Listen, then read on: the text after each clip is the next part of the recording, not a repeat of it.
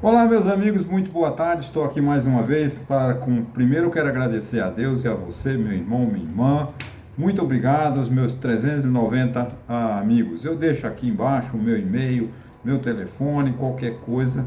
Você entra em contato comigo querendo, fique à vontade. Outra coisa, eu também deixo o meu blog. Qual a vantagem do blog? Você de segunda a sexta tem um artigo novo, né, falando sobre política, sobre economia, sobre educação. Não importa. A vantagem, nos mantemos atualizados. Bem, hoje eu quero. Se eu tivesse 1.000 inscritos, eu ia dar um presente. Como eu só estou com 390, ainda falta muito para 1.000. Eu vou deixar o presente para quando eu completar o 1.000, né, inscrito. Passar de 1.000, melhor, 1.001. Aí eu vou dar um presente a você, arrumar um jeito de fazer um sorteio, pedir para você comentar.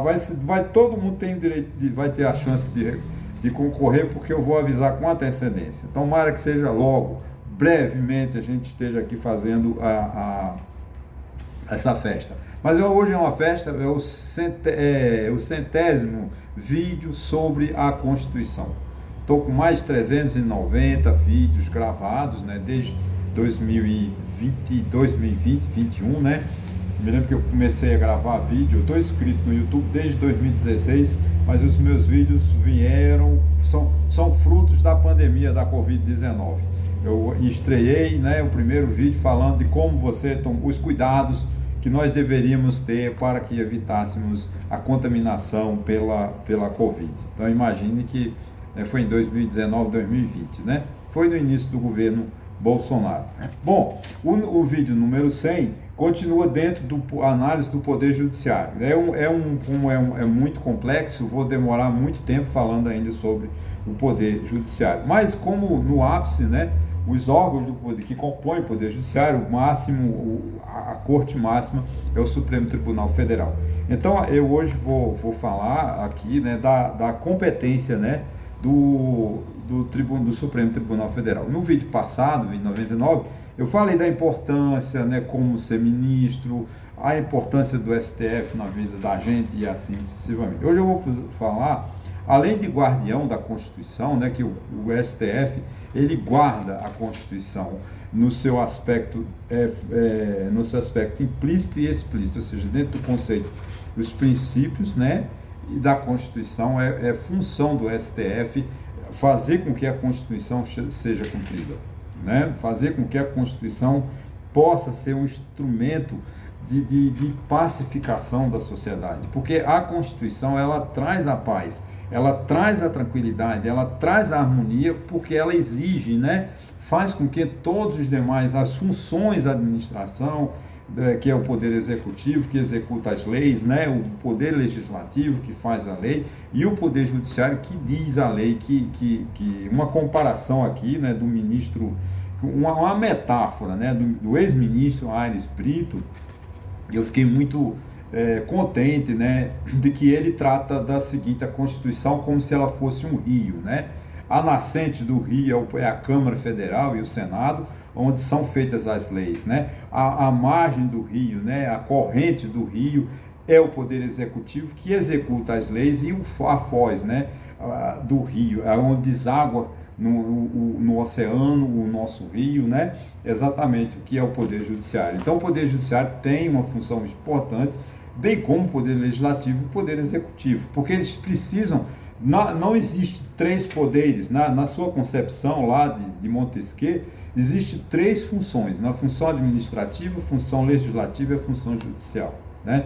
Isso agora a gente chama, porque o poder é uno, porque tem muitos direitos, poder, tem, mas gente, o conjunto é um único, poder único, que é o poder democrático, é o poder da justiça, é o poder da soberania, ok? Mas vamos falar aqui o que compete, né? Vamos lá, artigo 102.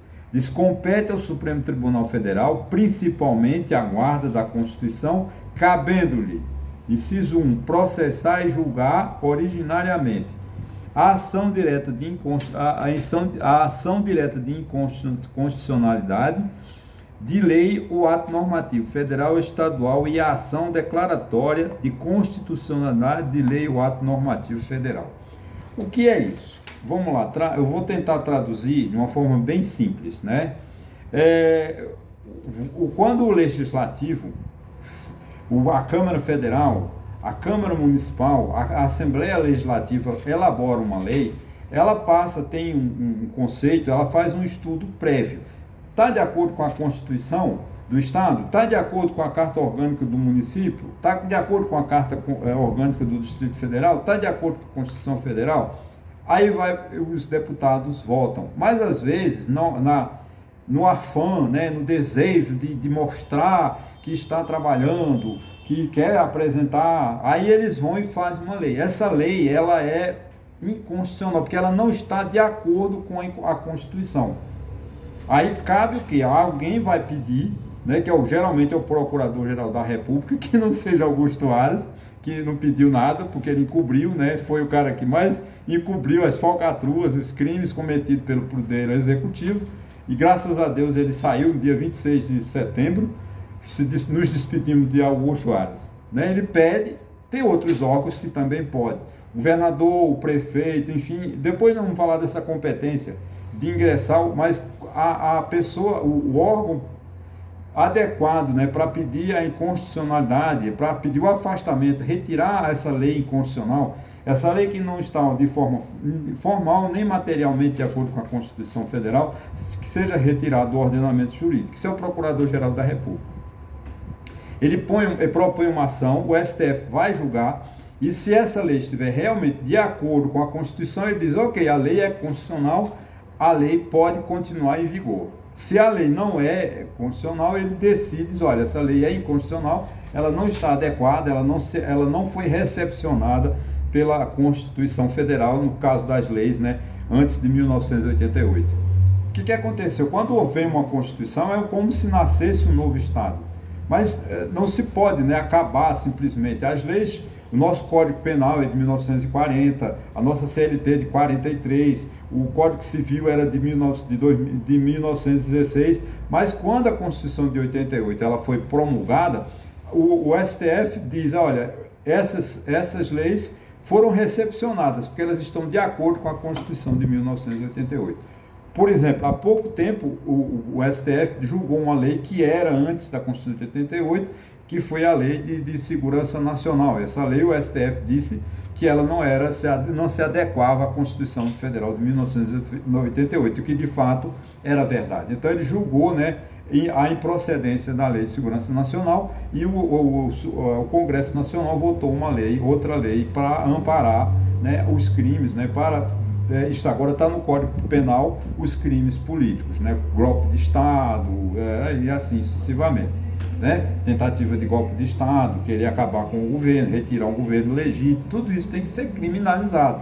E está lá no nosso Código Penal.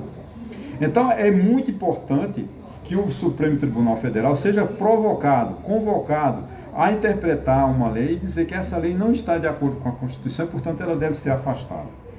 Ah, Antônio, isso é imediato? Não. Pode, como nós temos milhares, porque temos milhares de leis inconstitucionais e elas estão, assim, cumprindo o seu papel de lei, né? A gente é obrigado a obedecê-las. Mas são inconstitucionais. Por quê? Porque ainda não chegaram no seu julgamento. No dia que chegar lá no Supremo Tribunal Federal, alguém pedir que essa lei ela será inconstitucional, será declarada inconstitucional. Um juiz, né, eu não vou entrar no mérito agora, que seria dentro do processo de aula de processo civil, que são os procedimentos, né, o processo, o difuso e o concentrado, né? Tem o difuso, todos os juízes do Brasil inteiro estão autorizados a declarar uma inconstitucionalidade ou uma constitucionalidade da lei, mas essa decisão ela só vale entre as partes. Agora, quando vai para o STF, sim, aí a decisão do STF é erga omnes, é para todos. Eu não vou entrar nesse detalhe, porque está dentro do conceito de direito civil, de processo civil. Pode ser que um dia eu dê uma aula de processo civil, que não é muito meu carro-chefe, mas a gente entende. Então, é muito importante, né, a linha A, né, do inciso 1 do artigo 102, quando ele diz assim, né, que processar e julgar originariamente, né, a ação direta de inconstitucionalidade de lei ou ato normativo federal, estadual e a ação declaratória de constitucionalidade de lei ou de ato normativo. Aí você diz, Antônio, mas não fala de lei do município. Não, o município, quem vai dizer se as leis do município são constitucionais ou inconstitucionais é o Poder Judiciário do Estado, tá certo? O STF, ele vai só atos normativos, leis estaduais e leis federais, ok? Olha, muito obrigado, até a próxima, vamos continuar no próximo vídeo, falando sobre o direito, ainda sobre o Poder Judiciário e a importância do STF. Muito obrigado e até a próxima.